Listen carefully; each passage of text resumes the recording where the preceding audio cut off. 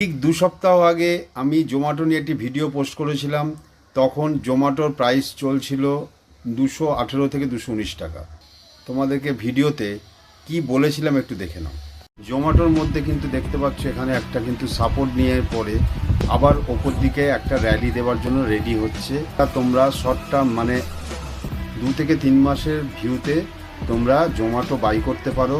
210 টাকাতে stop loss হবে এবং 250 টাকা তোমাদের টার্গেট নিয়ে চলতে পারো।